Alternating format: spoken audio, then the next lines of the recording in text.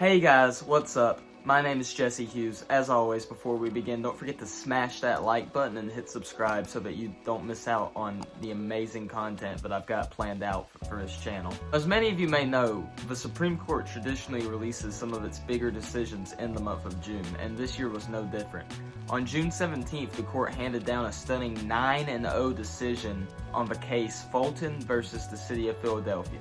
Now for some background, if you don't know what I'm talking about. In Philadelphia, there is a foster care service called Catholic Social Services.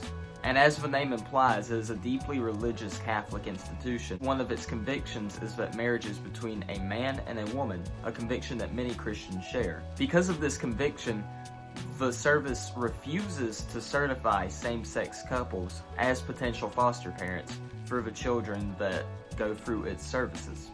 In 2018, a hit piece was put out talking about this, which caused the City of Philadelphia to actually revoke its contract with the service and to break all ties that it had. They claimed that it was because the service violated the non-discrimination agreements in both its contract and in the city's Fair Practices Ordinance.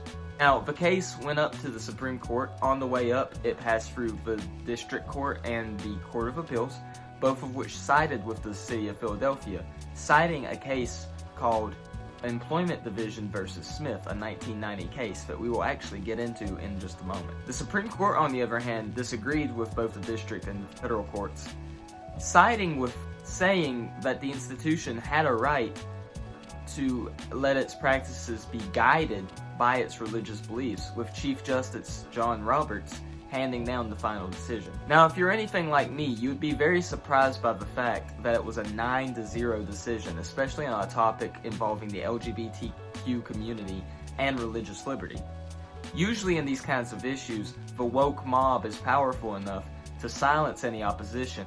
In this case, however, it was a win for religious liberty. But the question that remains is, how big of a win was it actually? Many point out to the fact of the aforementioned case, Smith, as a sign that this was actually not as big of a win as we thought it could be. Now, for those of you not familiar with Smith, Employment Division versus Smith was a 1990 case involving the use of controlled substances in religious practices. Members of a Native American group in Oregon were fired from a business that they were employed at because of a religious practice that they included themselves in involving the use of peyote, a controlled substance in Oregon that's actually illegal in the state. They were fired because of the effects that it had and subsequently sued the business, stating that it was a violation of their First Amendment right. The case made it all the way up to the Supreme Court, where surprisingly, Justice Antonin Scalia handed down a decision which helped create a standard that has been an absolute nightmare for religious liberty over the last 3 decades. The decision created a standard known as the generally applicable standard, meaning that a law that is generally applicable to both secular and religious activities is a valid law and is not a violation of the First Amendment.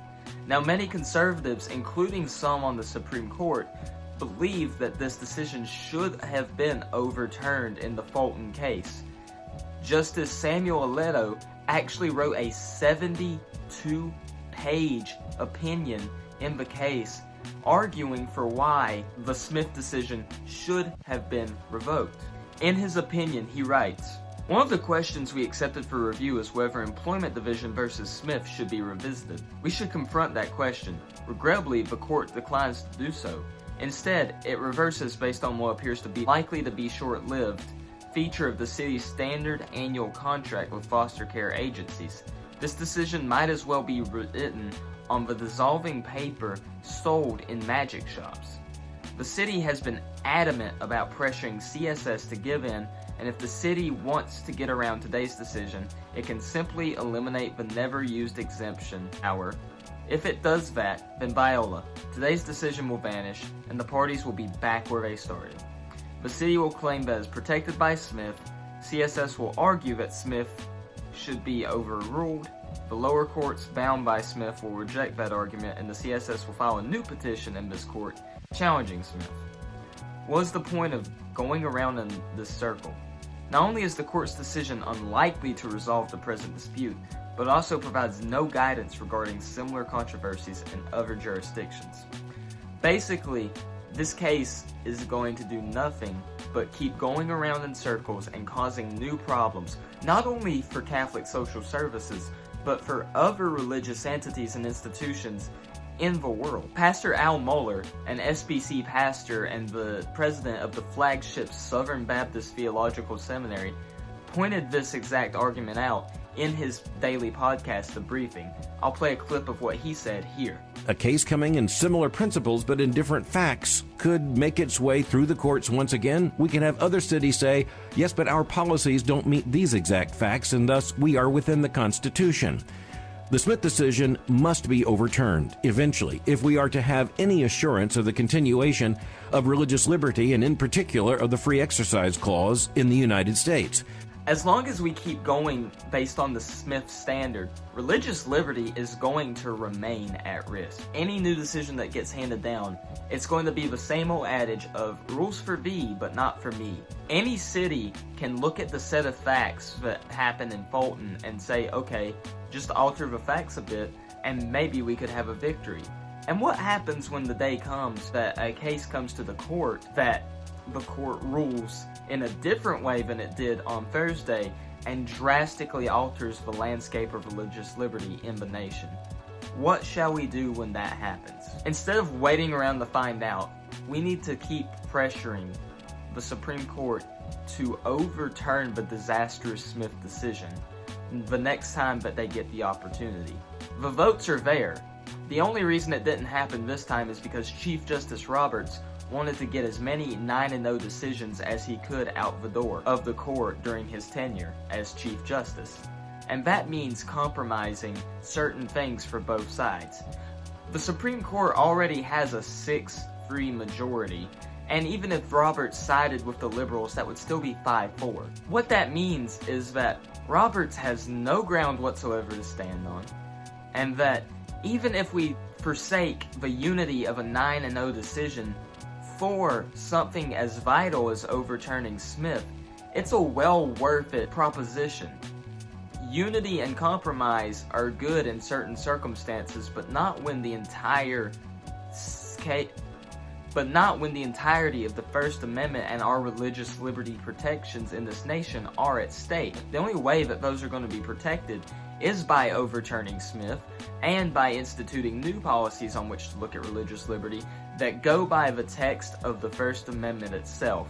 Congress shall make no law respecting an establishment of religion or prohibiting the free exercise thereof. Pretty simple words. Basically, we have the liberty to practice our religious beliefs as we see fit, no matter what the culture has to say about it. Cultural pressure does not change the text of the Constitution. No matter what the words say are important. Whether or not you agree with those words is secondary to what they say, especially if you're a Supreme Court justice. Your job is to follow the text of the Constitution, to follow its original intent, its original meaning, and what the drafters and the founders and the writers meant when they wrote it. If you cannot do that, if that is not your prerogative, or if your idea of being a justice on the court is to push your version of activism on the judicial level, you don't need to be a justice on the court. Your entire job is to uphold the law of the nation by making sure that the things that happen honor the Constitution. The city of Philadelphia is just as beholden to the Constitution as you and I are, and is just as beholden to the Constitution as the federal government is. Now, yes, the states do have a semblance of autonomy, and individual states can make decisions that may contradict some federal decisions, but at the end of the day, whether you're a state or the Fed, the Constitution is the supreme document. And so, if we're going to continue to encourage the supremacy of the Constitution and ensure its supremacy and ensure that our rights are protected, a decision like Smith that has been a disaster needs to be overturned, and it needs to be done yesterday. Well, ladies and gentlemen, I hope you've enjoyed this video. I hope it's been very enlightening for you, helping you see some of these issues that are going on in our world. I hope that you guys, again, would smash that like button and hit subscribe.